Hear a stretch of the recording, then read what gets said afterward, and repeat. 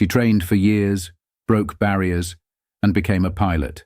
But when she walked into the airport in uniform, a white airline staff member looked her dead in the eye and said, "Pilots do not look like you. Wait outside." The humiliation burned, but that was their biggest mistake.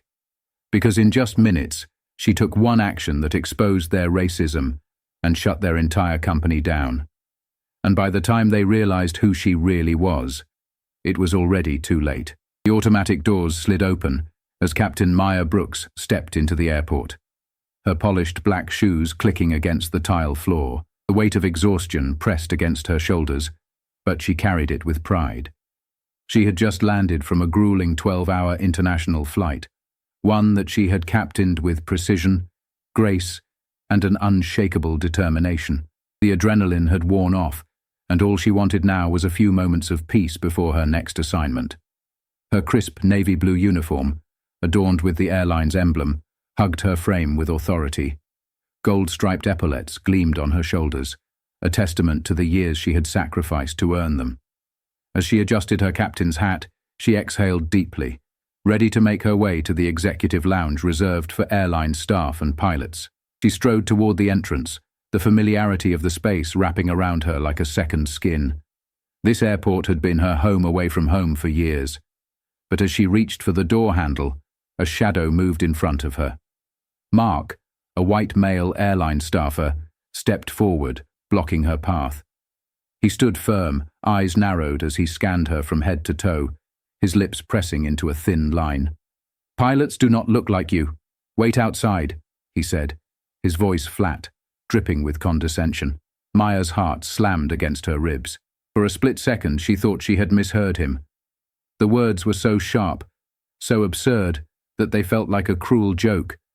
But the look on Mark's face told her otherwise. He was not joking. Her breath caught in her throat. She glanced past him, watching as a group of white male pilots, clad in the same uniform, strolled through the doors without question. Mark barely spared them a glance. He had only stopped her. The humiliation burned through her like wildfire. She had spent her entire career proving herself in an industry that had never expected someone like her to succeed. She had faced the sideways glances, the hushed whispers, the questions that other pilots were never asked. But this was blatant. This was public. This was a slap in the face. She swallowed hard, her fingers twitching at her sides. A part of her wanted to shove her airline ID in his face, to prove she belonged here just as much as, no, more than the men he had let through without a second thought. But another part of her screamed, "Why should I have to?" The silence only seemed to fuel Mark's arrogance. He smirked, his stance unwavering. "Did you hear me?" he said louder this time.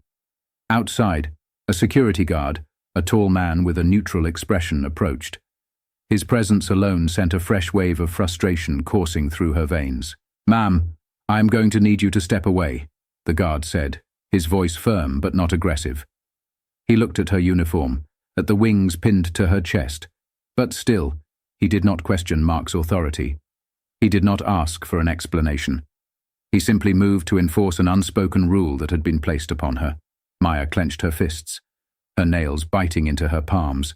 Every instinct told her to stand her ground, to demand the respect she had rightfully earned.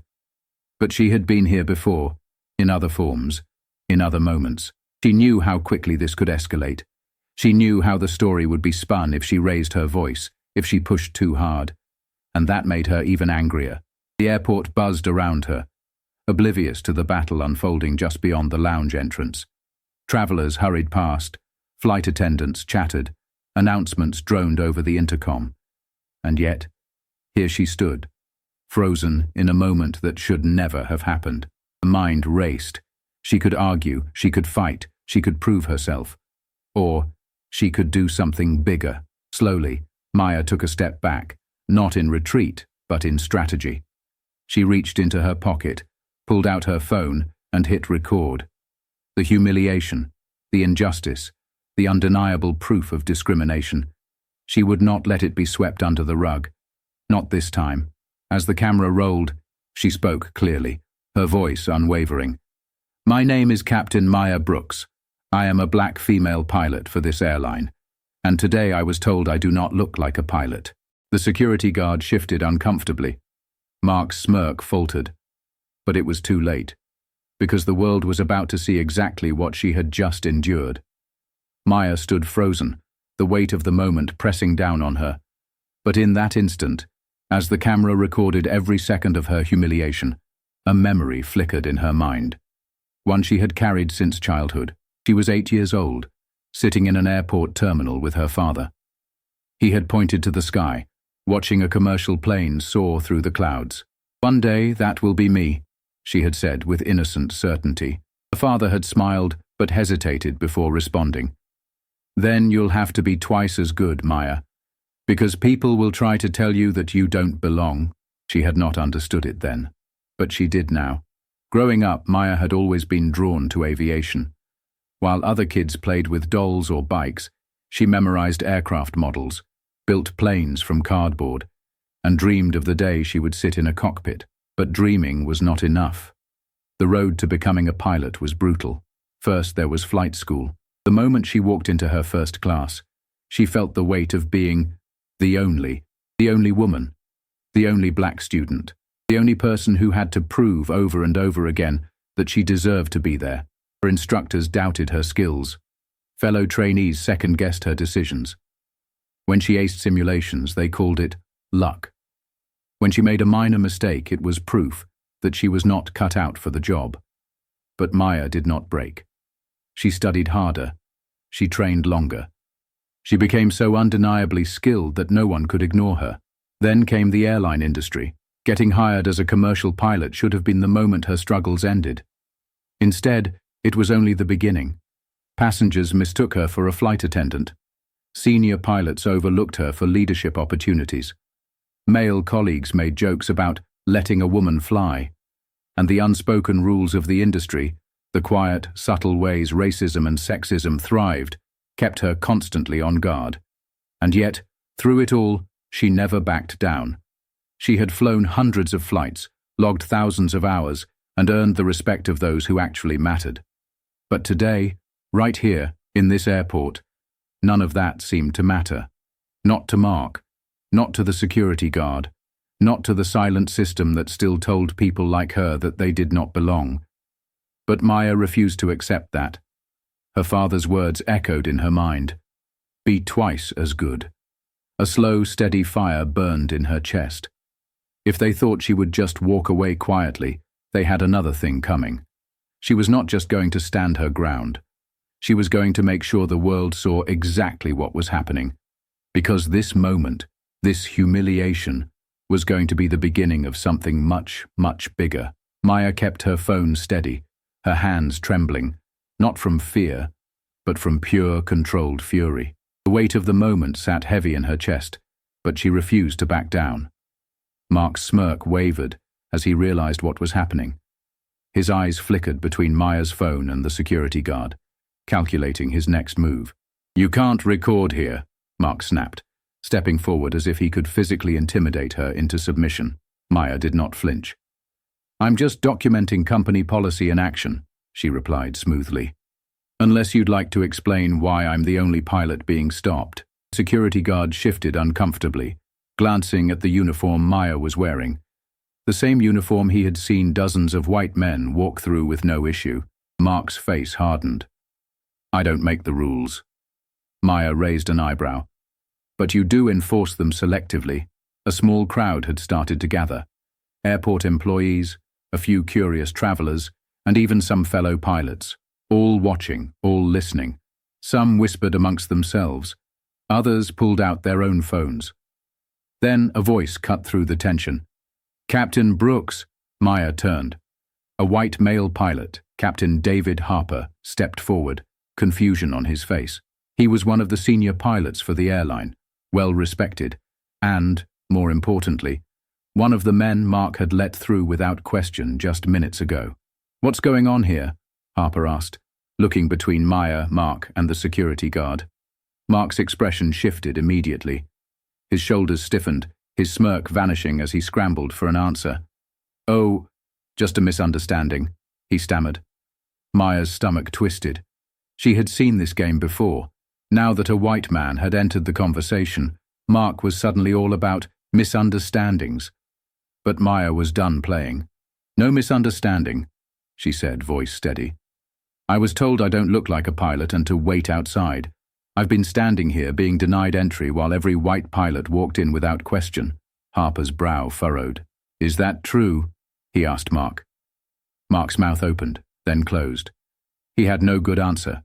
More whispers from the crowd. A few gasps. The tension thickened. Then a new voice. "Excuse me, what's going on here?" It was a high-ranking airline executive, a woman in a sharp navy blue suit, her eyes sharp and evaluating as she approached. Someone had clearly tipped her off. Mark visibly paled. The security guard took a step back. Maya turned to face the woman, her heartbeat steady. Finally, someone in power.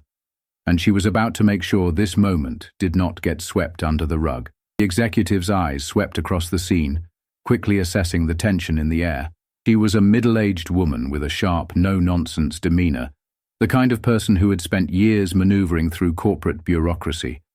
Her name tag read, Angela Monroe, Vice President of Operations. Angela's gaze landed on Maya. "Captain Brooks, is there a problem?" Maya kept her posture straight, her voice firm. "Yes. I was blocked from entering the pilot's lounge and told that I don't look like a pilot." Meanwhile, every white male pilot was allowed through without issue. Angela's face tightened. A flicker of something unreadable crossed her expression. "Who told you that?" Maya turned slightly, angling her camera toward Mark. "Him." Mark's mouth opened, his confidence evaporating under the weight of the moment. I didn't mean..." "Captain Brooks is exaggerating," he stammered, scrambling to regain control. "There was just a miscommunication." Angela turned to Mark, her expression cold. "Did you or did you not stop her from entering because you didn't think she looked like a pilot?" Mark hesitated too long. That was all the answer everyone needed. Maya did not stop recording. By now the small crowd had grown. Employees, passengers, even a few flight attendants from other airlines had started taking out their phones. The weight of accountability pressed down on Mark's shoulders, and he knew he had lost control of the situation. Angela let out a slow breath, her jaw tightening. "Mark, go to my office. Now." Mark's face flushed red. He wanted to argue, but the sheer silence of the onlookers was deafening. With one last glare at Maya, he turned on his heel and disappeared down the hallway. But this was bigger than one man. Maya turned her phone toward Angela. "So what happens now?" Angela looked around, clearly aware that anything she said would be watched, recorded, and dissected. "We'll handle this internally," she said, her voice careful. "I can assure you, Captain Brooks, this does not reflect our airline's values." Maya let out a short laugh. "It reflects them perfectly." A ripple went through the crowd. Angela flinched, but recovered quickly. "If you'd like, we can discuss this in private." "No," Maya said, shaking her head. "Not this time." She turned the camera on herself. "My name is Captain Maya Brooks.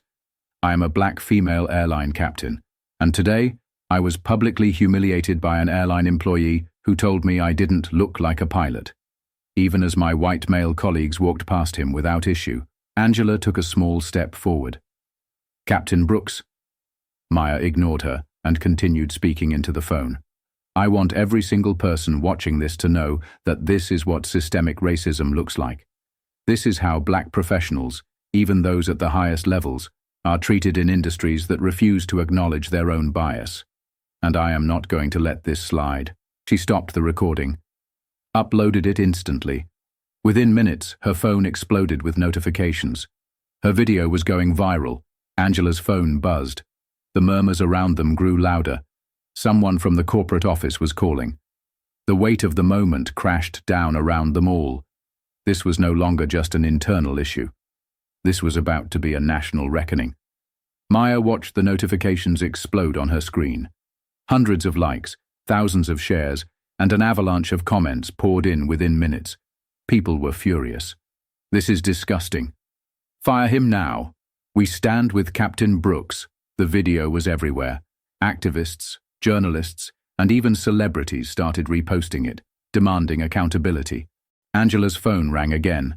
She glanced down at the caller ID, corporate headquarters. The tension in her face was unmistakable. She was losing control. Maya lifted her chin, meeting Angela's eyes. "Still think you can handle this internally?" Angela exhaled sharply. "Captain Brooks, I understand you're upset." "No," Maya cut in. "You don't, because if you did, I wouldn't be standing here right now, proving I belong in a place where I've already earned my right to be." Angela's fingers tightened around her phone. She was trapped. Every second she hesitated, the story was growing bigger. The airline was hemorrhaging credibility. They had to act. Then, a breaking news alert. Maya's phone buzzed as a major news network picked up the story. Black female pilot denied entry by own airline. Company faces backlash. Maya turned the screen toward Angela. "Your airline is making headlines, and not the kind you want." Angela swallowed hard.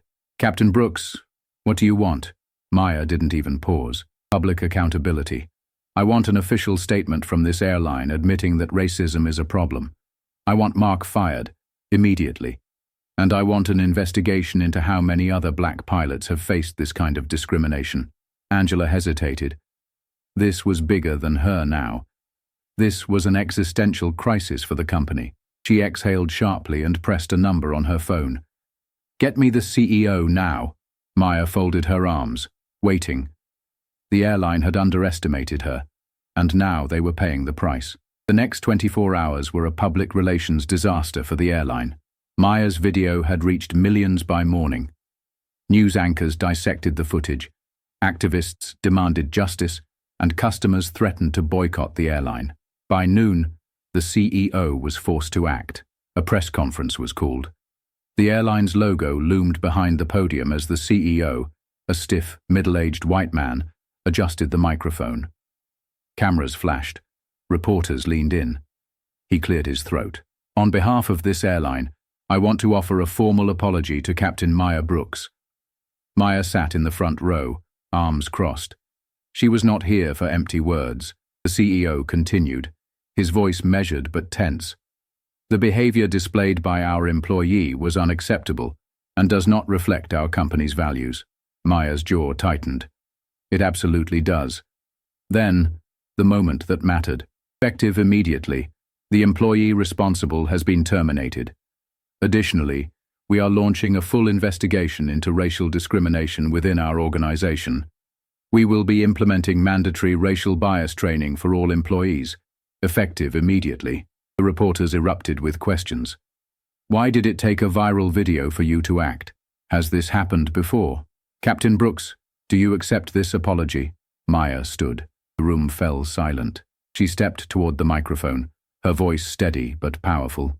"I appreciate the response, but let us be clear. This is not about one employee. This is about a system that allows racism to thrive in silence." Murmurs spread through the room. "I was stopped because someone decided that pilots do not look like me. How many other black pilots, black professionals, have been disrespected, doubted, or denied opportunities just because of their skin color? And how many never got a camera rolling in time to prove it?" She let the words hang. The weight of truth. The CEO shifted uncomfortably. Angela Monroe, the VP, sat rigidly in the corner, knowing she had failed to contain the fire before it burned through the company. Maya continued, her voice unwavering. "This should have never happened.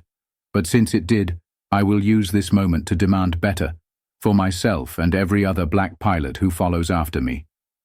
Thunderous applause. The airline had no choice but to follow through on their promises. They announced an industry-wide diversity initiative. Pilots from across the country shared their own stories, forcing airlines to acknowledge the racism they had ignored for years. And Mark, fired, blacklisted, forgotten. 1 week later, Maya walked through the same airport, her head held high. This time no one stopped her. No second glances, no questioning looks, just respect. As she reached her gate, she spotted a little black girl sitting with her father, watching planes take off. Just as Maya had done all those years ago, Maya smiled, knelt beside her, and tipped her captain's hat. "One day, this will be you." The girl's eyes lit up. A new dream, planted. a new future secured. Do you think justice was served? Let's talk in the comments.